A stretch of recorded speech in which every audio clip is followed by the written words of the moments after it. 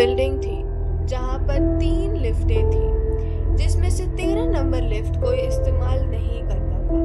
मानना था कि उसमें जो जाता है वह 13वीं मंजिल पर पहुंच जाता है, जबकि उस बिल्डिंग में सिर्फ 12 मंजिलें ही थी।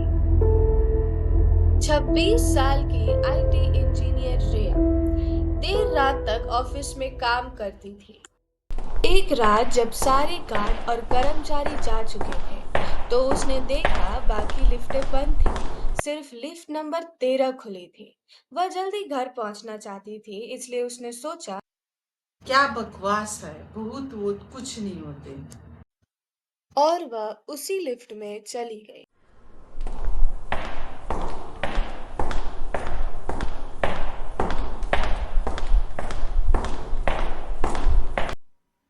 लिफ्ट में रिया चली जाती है। लिफ्ट चलने लगती है। अब तक सब कुछ ठीक लग रहा था। तभी अचानक ही लिफ्ट का दरवाजा खुलता है और रिया को अचानक से ऐसा लगता है जैसे कोई उसे बुला रहा। दरवाजा खुलता ही रहता है और रिया को बुलाने की आवाज धीरे धीरे बढ़ती ही रहती है। यह सब देखकर रिया बहुत ही घबरा जाती है। दरवाजा खुला, लेकिन कोई नहीं था, सिर्फ गीले पैरों के निशान। 13वीं मंजिल के गलियारे में रिया को अपनी ही तस्वीरों से भरी दीवारें मिली। रिया ने पलट कर देखा। वहीं खड़ी थी उसकी हमशक्ल, बिल्कुल उसकी तरह दिखने वाली, और वह जोर जोर से हंस रही थी। और वह कहती है, अब मेरी बारी है दुनिया में जाने की और तू यहीं रह जाएगी।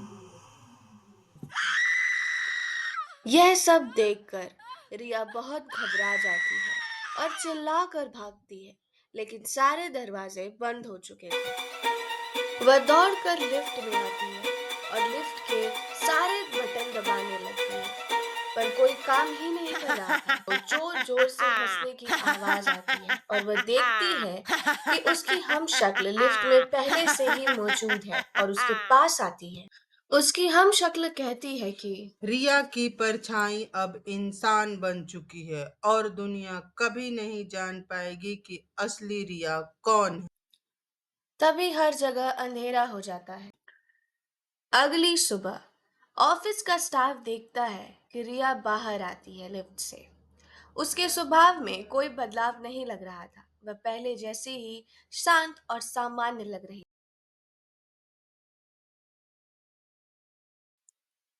लेकिन जब सीसीटीवी कैमरा चेक किया जाता है, तो वह देखकर सबके रोंगटे खड़े हो जाते हैं,